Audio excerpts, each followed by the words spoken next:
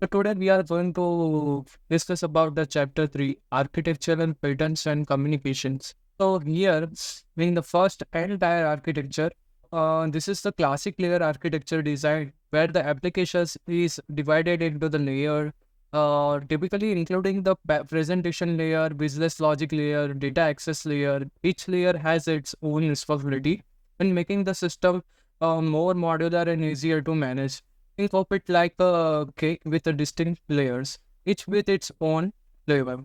Second, we need to discuss about the message broker and message queue.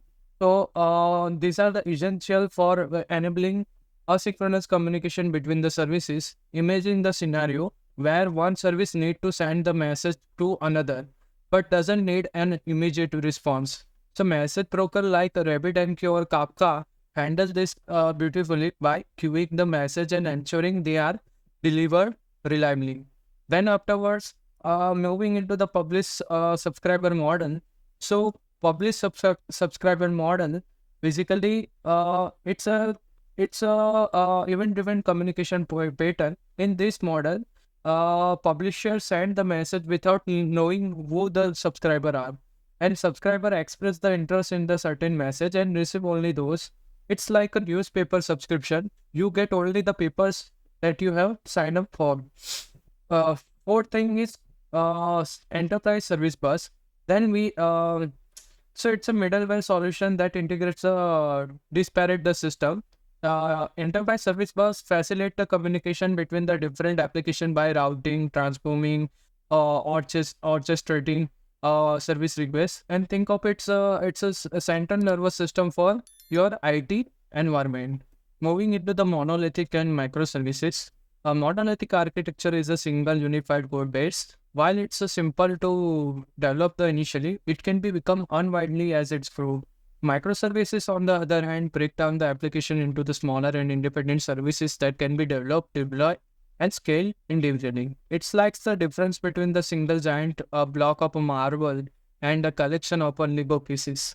Now, moving into the event-driven architecture. Event-driven architecture is all about designing the system that reacts to the events. When an event occurs, such as a user action or a system change, it triggers a response. This is highly useful for creating responsive and scalable system. Moving into the event sourcing. Event sourcing is the pattern where state changes are stored as a sequence of event. Instead of storing just a current state, you store the history of the changes. This can be incredibly powerful for the audit trails and reconstructing past states. Moving into the command query responsibility segregation. So, with the command and query responsibility segregation, we separate the read and write operation of a system. Command change the state while the queries read the state. This segregation can help optimize the performance and scalability. Then moving into the API gateway. API gateway acts as a single entry point for all your API requests. It manages and routes this request to the appropriate services and providing the layer of abstraction and security.